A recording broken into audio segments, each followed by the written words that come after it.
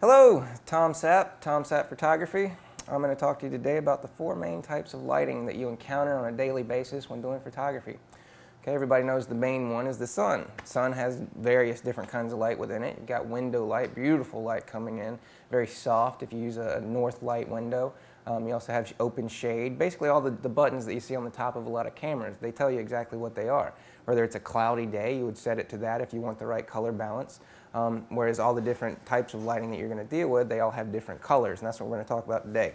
For instance, this photograph here, I think this is a good example of showing various different color balances within one image. Okay, the sun's coming up over the horizon line, very warm light coming down on me, and also in that area, whereas up here the sky is in a more directly lit situation, so the sun is shining directly on it for a completely different color balance. It's more blue, whereas the sun coming up is a lot warmer, more orange. Okay, now with these lights, for instance the fluorescent lights, you have a more green kind of color. And this is also another type of fluorescent. However, this is a daylight colored fluorescent bulb. And you can get these at Lowe's. They're everywhere. You encounter different colors of bulbs with fluorescents, not just the two here. And then you have the Thomas Edison bulb, the one that we see the most, the orange bulb that you find. And that's what a lot of people have in their houses just because it gives a warm kind of feel to it. And a lot of people choose that. I went through my particular house and I changed all my bulbs to daylight just because I'm a photographer. I'm used to seeing that daylight, that sun-colored lighting coming through, very clear, very white light. And you also have the bigger fluorescents like the big spotlights here.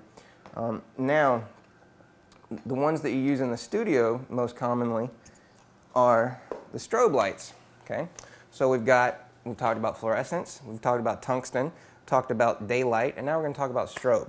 Okay, you usually use strobe outside in daylight to fill the shadow areas. Now this is a speed light, okay, a smaller version of a strobe. Okay, they call them strobes because they pop fast like a strobe light. Okay, this strobe is a lot more powerful. You can see it's a lot bigger, and you also have the really large ones that can put out a lot of light.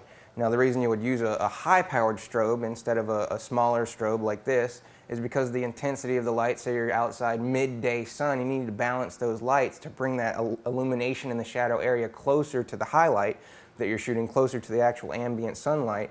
You would use a high-powered strobe because that's a lot of light that you have to balance.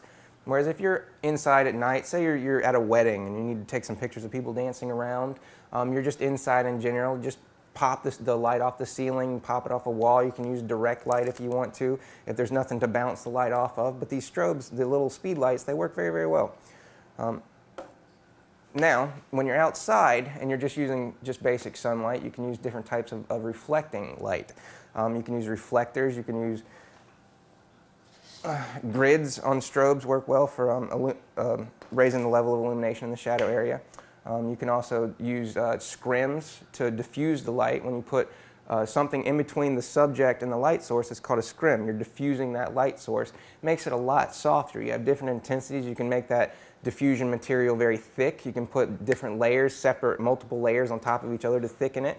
Or you can just use one for a very soft, depending on how close the light source is. Say like the sun's very, very, very bright, then it would obviously be a lot brighter, a lot harsher light on the subject, even with the diffusion material, than it would be if you were using, say, end of day light at a very soft ratio.